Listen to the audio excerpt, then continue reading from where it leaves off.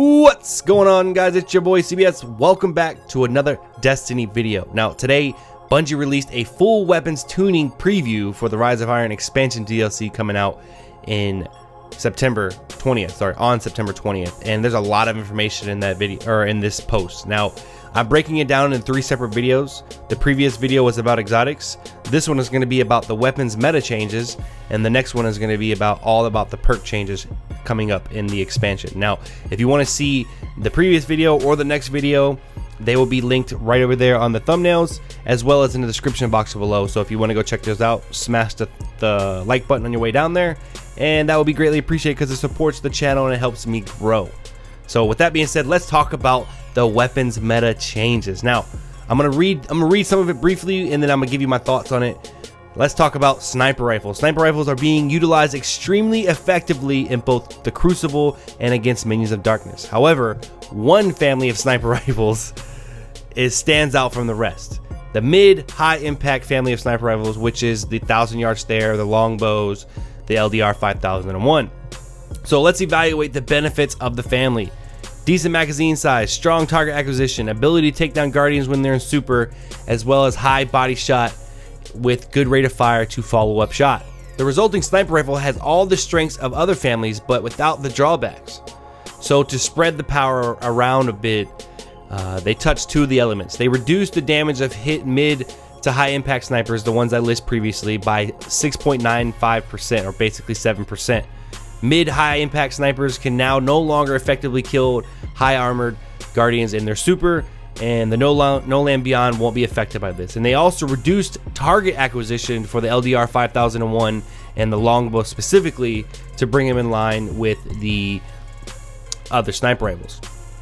Also, the slowest rate of fire sniper rifles being the Black Spindle, they're recommending that to be your weapon of choice when killing guardians in their super. So you see those Titan hammers coming flying at you, pull out a Black Spindle, and that should be your choice to bring them down. Now, the biggest change to snipers that I saw, or that I feel is going to be a huge change to the way Destiny is played, is aim deflection or flinch. Now, they have this whole little blurb in there, but with these changes, we want to give your primary weapon a better chance to contest a sniper rifle. And so what they're going to do is they're going to increase the strength for aim deflection or flinch that you can cause to the enemy sniper when a player takes damage while scoped in. So it starts at 30%. Or sorry, it used to be, let me just read it verbatim instead of trying to talk off my head. Increase the starting strength for aim deflection when players take damage while scoped in from 30% starting at 50%. So it used to be 30, now it starts at 50% flinch when you hit a sniper. And it can be, when follow-up shots come, it can be increased all the way up to 100% flinch rate against snipers. So, and it also, the overall sniper ADS aim deflection multiplier increased by increased to 1.9 from 1.85. So all these changes, I think, are much needed, to be honest. Myself, as well as many other Crucible players, rely on the snipers like the 1000-yard stare to do so much, from run and gun play style to everything, to control maps.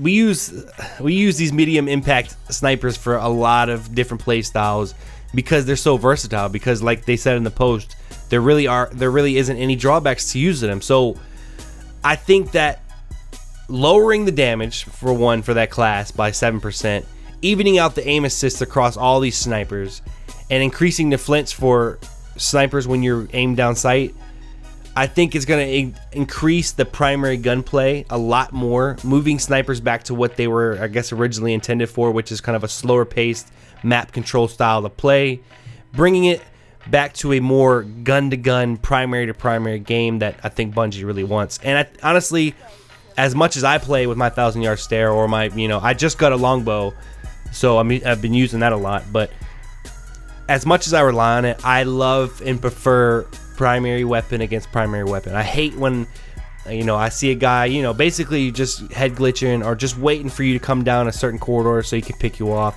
I know it takes skill to do those things, but it's still frustrating. So decreasing the effectiveness of these snipers, increasing the flinch, is going to be a huge game changer, especially in the meta of Destiny, because a lot of these top tier players What are they running? They are running Last Word, LDR 5001, or Longbow, right? That's what they're running, because you got Last Word for that medium to close range, and the LDR or whatever, these snipers with freaking short gaze can do everything else. So it'll definitely change the meta a lot. So to me, that was the biggest change for the meta, but let's continue on. Now, auto rifles. With new auto rifles being introduced in Rise of Iron, playtests revealed that a decrease in the importance of reloading. High rate of fire auto users had enough bullets to kill or for multiple encounters. We do not want players feeling starved for ammo, but creating an opening for opponents to attack in important parts of the combat dance for Destiny. So middle rate of fire auto rifles also received a small damage boost to help with damage fall off, but the resultant damage, what they worded that funny as fuck. Sorry, I don't know why I read it, but the resultant damage does not drastically change its time to kill. So they reduced the maximum magazine size for high rate of fire auto rifles like the Doctrine of Passing, and they increased the damage for middle rate of fire auto rifles like the Red Spectre that I just did a video on previously. Now, nerfing the Doctrine of Passing class seems a little unnecessary, because the previous nerf from, I think, April, they pretty much wiped out that weapon class, or that class of auto rifle from the Crucible. People still use it, yes, but nowhere near as often, and it's not even that much of a headache like it used to be. But increasing the damage for middle rate of fires like the Red Spectre is definitely a good change. It'll help it compete and make it a viable option for auto rifles, because you got to think there's weapons like the Hakon's Hatchet, Red Spectre, things like that that are in that class that could use just a little bit more damage to make it a beast, or make it a weapon that you can actually compete with. So I think that's a good change. Now, shotguns, I was expecting huge changes, but there really wasn't a lot. While strong against combatants, fast firing shotguns have generally experienced low uptime in PvP. The following changes are meant to sweeten the value portions, starting with everyone's favorite Titan class, Immobius. Decrease spread on Titan's class shotgun in ADS, increase base stability by 60%. Reduce spread angle penalty on shotguns with full auto perk. Invective will not be affected. Increased high rate of fire and middle low rate of fire shotguns damage by 2%. Not many changes, like I said, for shotguns, but not many changes for the shotguns, but the changes that they did make, I think you're gonna see a pretty significant shift in the Crucible meta. Now, I keep using the word meta because the way Destiny does these updates, when they make a change, you see a whole new dominant weapon in the Crucibles. That's why I keep saying that, the shift in the meta. So shotguns, they had no purpose in Crucible basically in year 1. In year 2, they shifted the meta and made shotguns such a viable option, and ever since then they've had an up and down slope, but they've been pretty consistent for the most part. Now, impact let me read from my notes here. We're going to see a shift in the meta for Crucible. Now, the shift from high impact to medium impact with reliable follow-up shots available if needed is a good shift in my opinion. My favorite shotgun in the game is the Patch A, and increasing its rate of fire, or its damage by 2%, is a viable option to me, because the Patch A, I already feel accomplished when I beat, if I'm going up against somebody using let's say the Conspiracy Theory D, and I kill them with my Patch A, increasing my damage by 2% is only going to make the chances of that happening higher. So I'm okay with that, because I prefer a shotgun that I can follow up shots with, because I have a tendency to fire too early with my shotgun. So something like the Stolen Will, getting a 2% increase with a rate of fire that high, is only going to make it more fun and change the way people play. So that's going to be fun. It's going to be fun. Pulse rifles, my favorite archetype in the game. Let me scroll up a little higher for you guys. With high rate of fire pulse rifles being the strongest contender in the Crucible, we put our lens on the mid and low rate of fire models, nudging them slightly forward while maintaining pulses around the 3 burst kill. Increased rate of fire for the Häkke, I don't know why I said that, Häkke pulse rifle Lyudmila-D. If you don't know, Häkke pulse rifles shoot 4 bullets instead of 3, but that weapon's was already decent enough as it is, so I don't think that's going to change much. And a minor increased damage, 2% increase to damage for middle rate of fire pulse rifles such as the Nirwen's Mercy. Now, I love this change. Like, seriously, this is huge to me because I've been complaining since when Taken King first came out.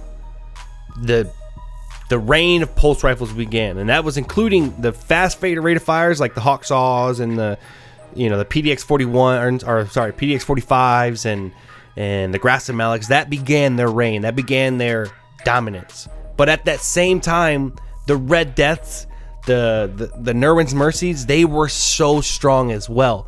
So bringing them up is going to be good. I think that it's going to be a great change.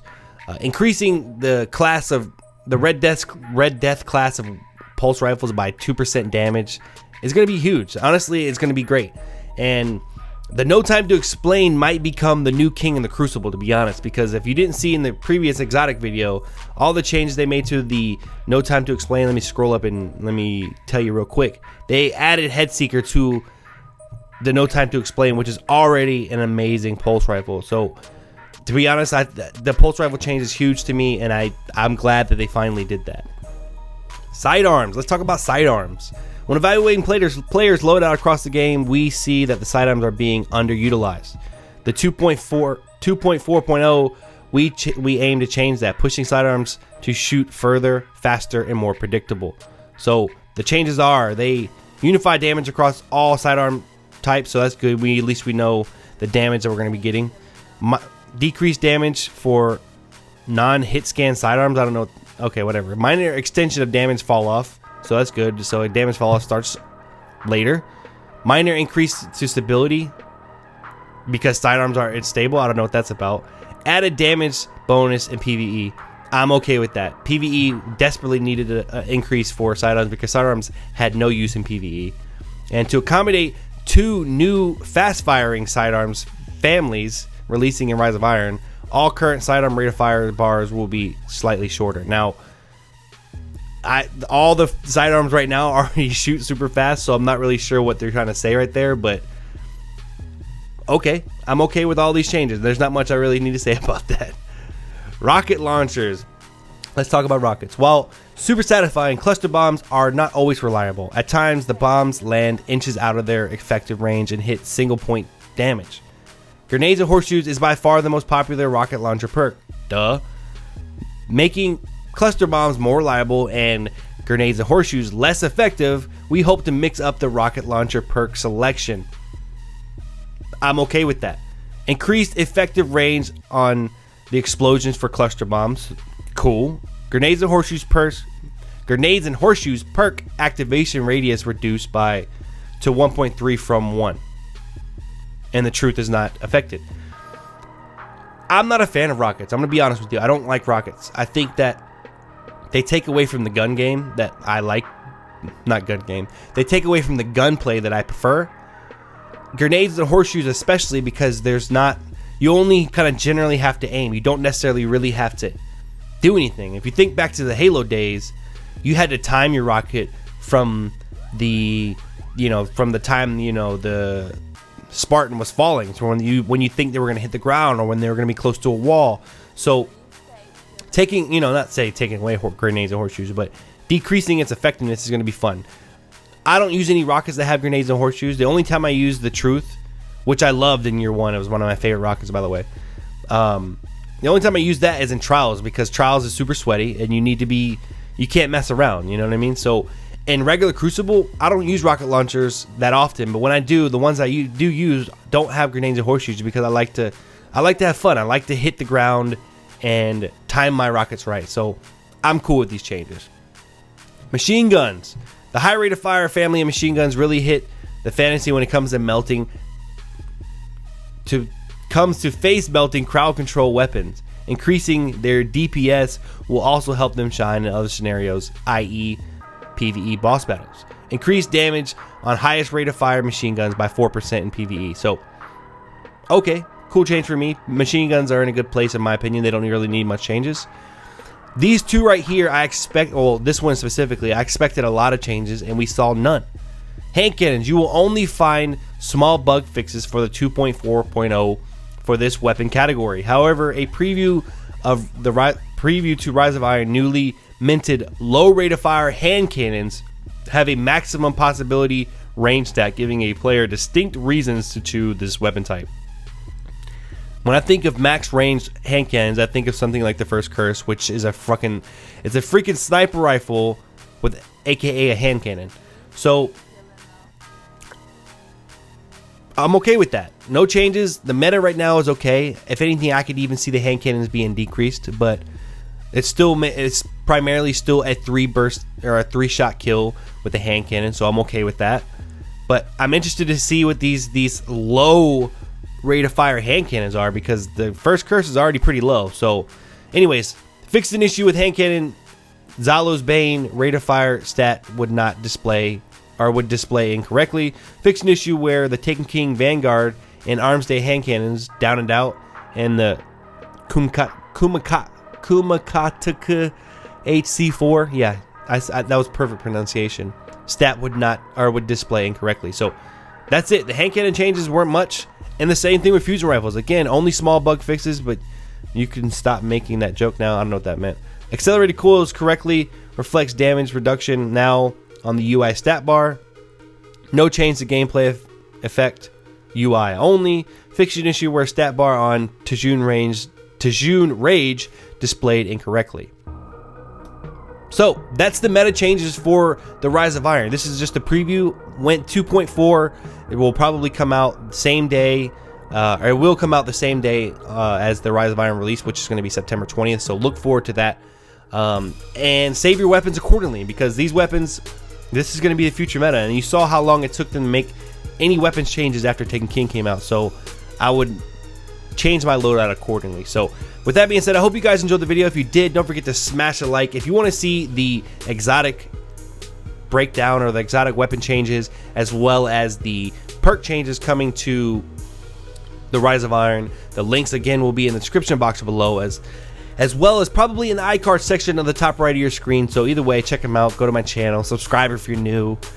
And with that being said, my name is CBS again. Smash the like, tell your mother to call me. Sorry, I hit the mic. And I'll catch you guys in the next video. Peace. What are you waiting for? Do it! Yes, you can!